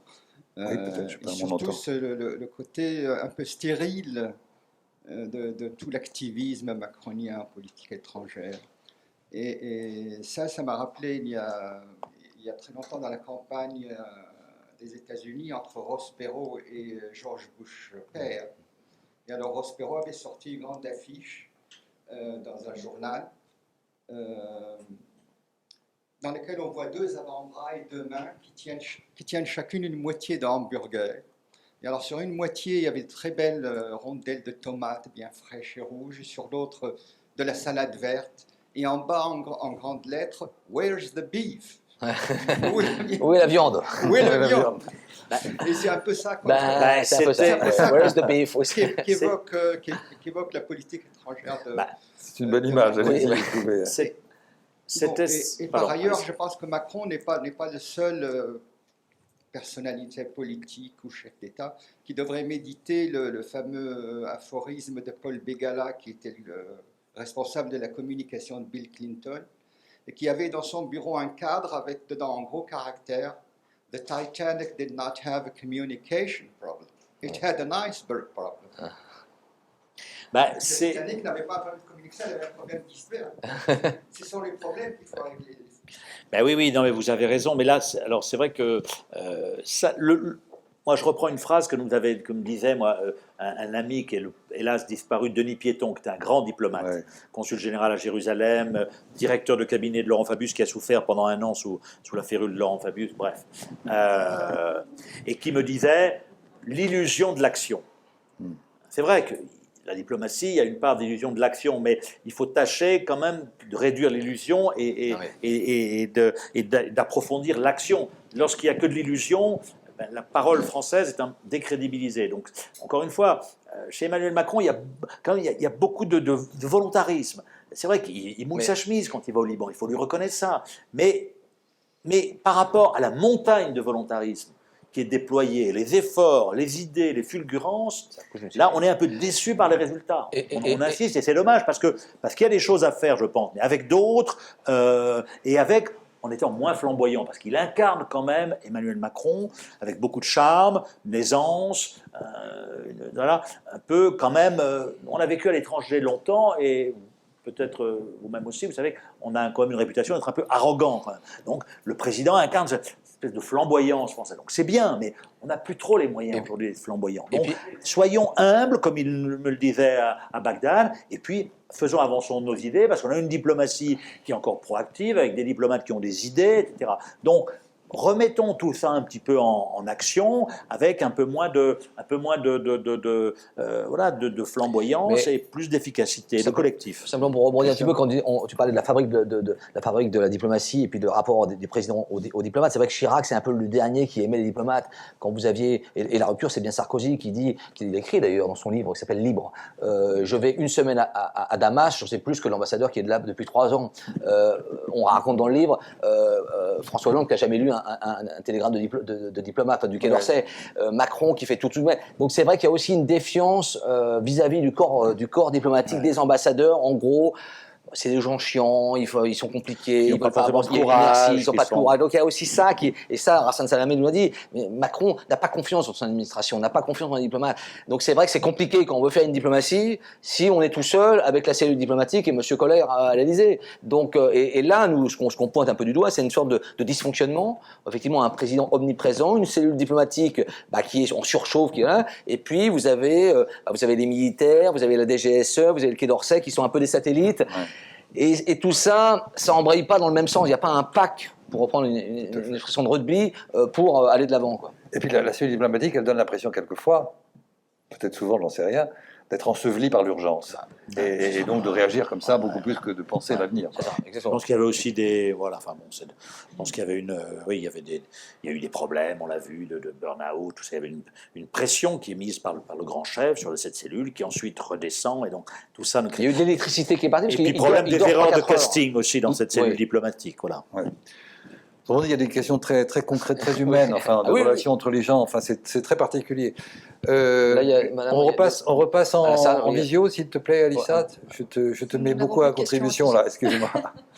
Bon, allez-y, après on reviendra. Juste une petite question, si vous avez parlé de la question de déconnexion par rapport à l'histoire israélo-palestine. Oui. Vous avez situé un moment. Le moment, c'est le 25 juillet 2005, lorsque Jacques Chirac reçoit Ariel Sharon, Premier ministre, à l'Élysée. Le meeting dure 1 heure, 1 heure et quart. Il parle de tout, des charolaises de Sharon dans son ranch du Negev. Une seule chose qu'il ne parle pas, c'est le processus de paix. Donc ça veut dire, on déconnecte l'évolution de la relation franco-israélienne, de l'évolution du processus de paix. Donc c'est la victoire d'Israël, qui disait depuis longtemps, Les Français. nous, Français, faisons du business, relançons la coopération sécuritaire, les trucs, etc. Oublions le processus de paix, nous déconnectons ça. Chirac disait non, on intensifiera notre relation lorsque vous aurez fait des efforts sur le processus de paix, sur l'autonomie, La colonisation, la colonisation, etc. Et là, soucieux de se rabibocher avec les États-Unis, après 2003, il envoyait Gourdeau-Montagne, son Sherpa, tous les mois à Washington pour recoller les morceaux. Soucieux de se rabibocher aussi avec Israël. Voilà. Tirant la leçon aussi de l'erreur, c'était mon premier bouquin, de l'intifada palestinienne, la militarisation de l'intifada. Arafat qui fait un mauvais choix, probablement poussé, etc. Et voilà, des actes terroristes. On est dans l'après-11 septembre. Le Hamas est mis sur la liste des organisations terroristes en 2003, y compris par la France, l'Union européenne. Le terrorisme n'a plus de tolérance. Et donc, Chirac, voilà, acte. Et là, c'est le tournant. Ouais. On ne parle pas du processus de paix. Des charolaises de Sharon dans son ranch, etc. On crée une fondation France-Israël. On relance la coopération avec le Mossad. Avant, les services étaient très circonspects, parce que le Mossad est un très bon service, mais qui nous a fait quelques petites saloperies à Paris, et etc. Donc, on a de la mémoire, et donc là, voilà. Et donc là, c'est le début de la fin, en quelque sorte, amplifié par Sarko, qui est persuadé, lorsqu'il arrive à l'Élysée, que Netanyahou est l'homme de la paix. C'est son ami Valérie Offenberg qui me l'avait dit, à la fois l'ami de Sarko et de Bibi, Ouais, enfin pas trop de Bibi, parce qu'elle m'avait dit, moi je lui ai dit, je pense que tu te trompes. Et finalement, à la fin, on le raconte, vous savez, il y a la fameuse conférence à Nice, où, déçu par Bibi, parce que Bibi, on le connaît tous, est un très bon homme de marketing, mais il ne fera jamais la paix avec les Palestiniens, eh bien, Sarko dit, ce type est un menteur. Les micros étaient encore ouverts. Et donc, après, on est arrivé dans la division palestinienne, le recours au terrorisme, une autorité palestinienne qui est l'ombre d'elle-même, un Boumazen qui est un vieillard qui donne une image pitoyable de la cause palestinienne, voilà, et donc un conflit de basse intensité, des répercussions en France, l'instrumentalisation de la cause palestinienne par les milieux frères musulmans en France, antisémites, au détriment de l'autorité palestinienne qui est notre partenaire, résurgence de l'antisémitisme, voilà, par ces gens-là et par d'autres. Et donc aujourd'hui, le politique français, quand j'ai écrit mon papier sur ça, Aurélien Le Chevalier m'a appelé après, et il me dit, on a dit discuter de votre papier avec le président, il m'a dit oui, j'avais fait un papier constat de l'impuissance. Il m'a dit, bah oui, on est impuissant, parce que qu'est-ce que vous voulez faire seul face à ça? Effectivement, il faut que les Palestiniens d'abord se rabibochent entre eux, il faut qu'Abou Mazen cède le pouvoir, voilà. Et après, effectivement, on peut, mais Macron n'est pas, il pourrait rappeler plus des fondamentaux, mais voilà, la cause palestinienne, moi je le regrette, j'ai été, comme beaucoup de journalistes qui ont 60 ans aujourd'hui ou 55, on a vu le conflit israélo-palestinien comme la matrice des problèmes, on a été formé, on est né au journalisme par le conflit israélo-palestinien, etc. Je ne suis pas pro-palestinien, pas pro-israélien, mais il faut un État pour régler le problème, c'est tout. Et donc, mais en France, on voit qu'effectivement, et ça va être à surveiller, je pense que les politiques, alors, c'est pour ça qu'on le met à la fin. Il y a un sondage intéressant de la Fondation France-Israël qui interroge les Français. 57% des Français ont une bonne image d'Israël, ce qui n'est pas énorme. Et ensuite, quand vous descendez dans les sous-questions, vous revenez aux fondamentaux, dire ce pays est considéré comme militarisé, comme ne respectant pas, voilà, parce que Israël a gagné auprès de l'establishment politico un peu médiatique, etc. Mais il n'a pas gagné auprès des Français. Parce que les Français restent attachés, beaucoup en tout cas, c'est une question de dignité, de justice, de respect des résolutions de l'ONU, etc. C'est une question de dignité humaine. Ouais.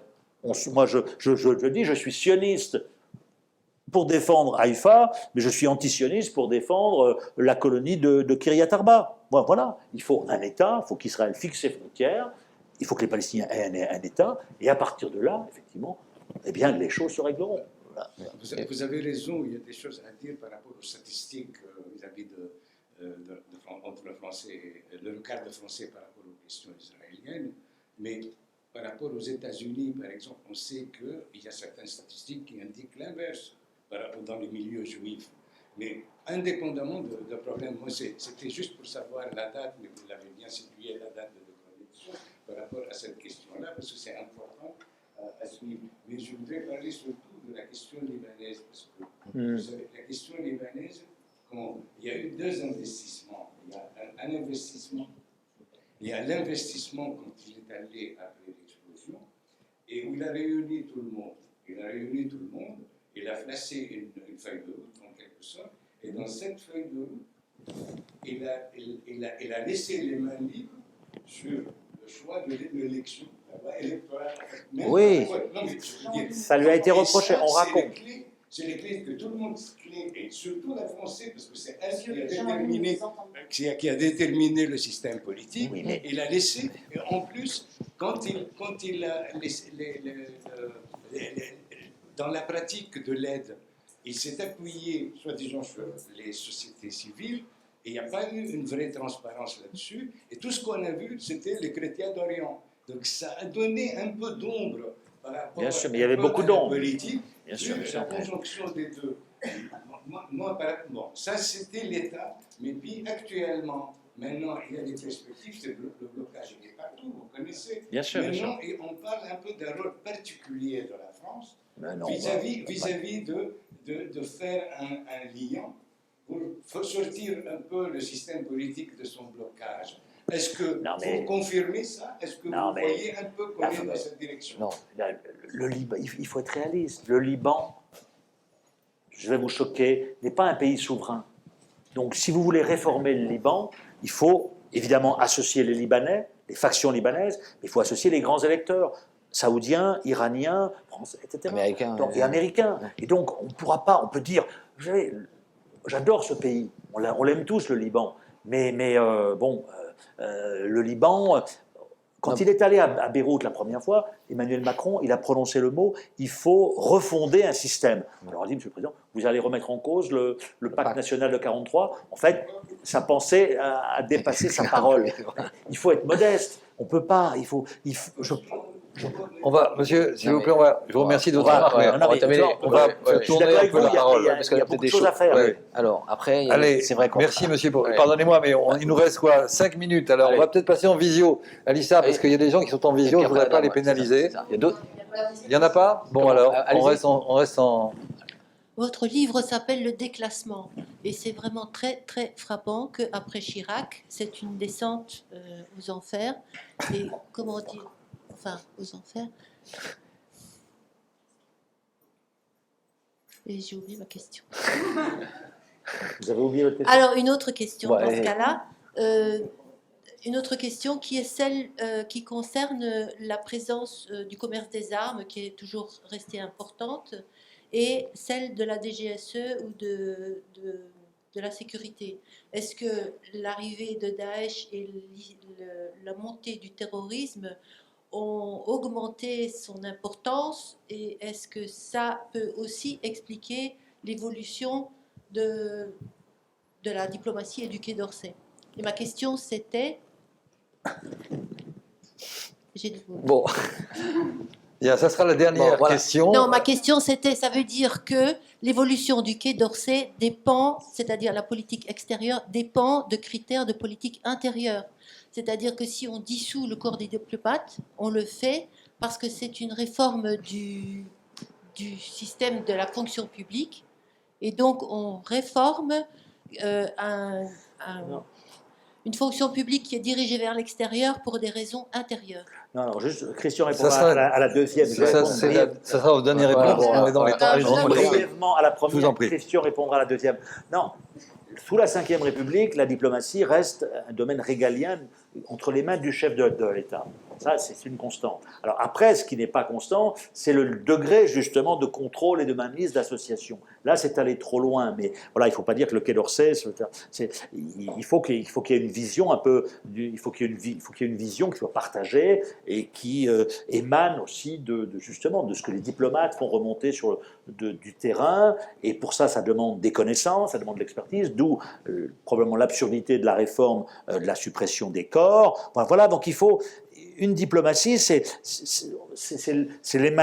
les principes, mais qui reposent aussi sur la connaissance du terrain, et pas une diplomatie qui soit... La Syrie, c'était évidemment, dans la morale, on était prix Nobel de la paix 150 fois, sauf que d'un point de vue de la réelle politique, on a été marginalisé, on s'est marginalisé. Donc il faut qu'il y ait un peu des deux. Il faut qu'il y ait du réalisme, et il faut qu'il y ait du cœur, de la diplomatie, le droit de l'homisme, etc.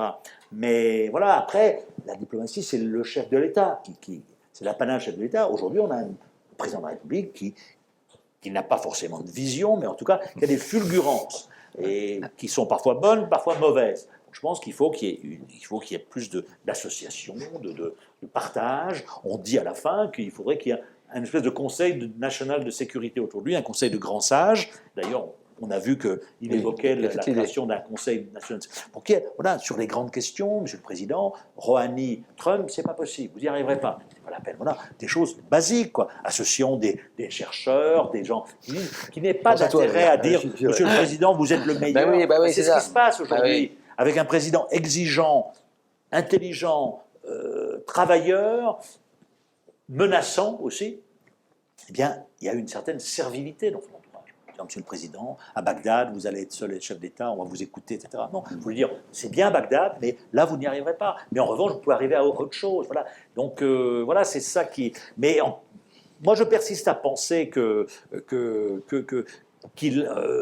président Macron a des cartes dans son jeu. Voilà. C'est une question de forme plus que de fond. Donc voilà, attendons de voir si la forme... Deux mots sur la DGSE, parce qu'effectivement, on en parle, parce que le titre, ça s'appelle, on parle de la DGSE dans le titre. Ouais. Non, alors justement, c'est intéressant, parce qu'avec l'affaiblissement du Quai d'Orsay, vous avez une DGSE qui se met à faire aussi de la diplomatie de plus en plus. Les patrons de la DGSE, on a eu Bernard Bajolet, qui était un ambassadeur diplomate, Bernard Aimier, diplomate, ambassadeur, et c'est vrai qu'il y a une volonté de faire, on l'a dit, parfois une diplomatie parallèle, et là, ils sont en train de changer de siège, ils vont quitter Mortier pour aller à Vincennes dans de nouvelles... ils ont beaucoup d'argent. Il y a certains qui rêvent effectivement que finalement la DGSE supplanterait un peu le Quai d'Orsay et deviendrait un peu une sorte de super CIA où on ferait du renseignement et de la diplomatie parallèle. Voilà, donc c'est un peu ça. Et c'est vrai que c'est intéressant. Et pour revenir, donc on a un vrai problème aussi de fonctionnement, d'agencement, effectivement, de tous ces outils de diplomatiques qui sont entre le Quai d'Orsay, la cellule, la DGSE, l'armée. On n'a pas beaucoup parlé des militaires, mais il y a aussi un rôle. L'Élysée. Et là, on sent qu'on est un petit peu à un moment un peu charnière, parce que le Quai d'Orsay, encore une fois, est en train de, malheureusement, voilà, avec cette réforme, un petit peu en péril. Et vous avez d'autres, comme la nature à Horreur-du-Ville. Les gens de la DGSE se disent, pourquoi pas nous, quoi. Donc voilà, donc c'est ça. Donc il y a des choses à clarifier, comme on va dire. Et peut-être, juste pour terminer, c'est ce qu'on entend un peu, mais c'est le retour, pour parler de la DGSE, qui a longtemps été dirigée par des militaires, et qui l'est maintenant par des diplomates depuis un certain nombre d'années. Et donc, le président et d'autres souhaiteraient peut-être revenir justement à un directeur général militaire, quoi, pour justement, parce qu'il y a eu il y a eu certaines failles quand même. Le Mali, le Liban aussi, où la DGSE, dans son rôle de capteur, a un peu failli, quoi, surtout au Mali, quoi. Voilà. Bon. Bien, écoutez, merci à tous les deux, merci à tous. Et je vous conseille de lire ce livre, Le déclassement français.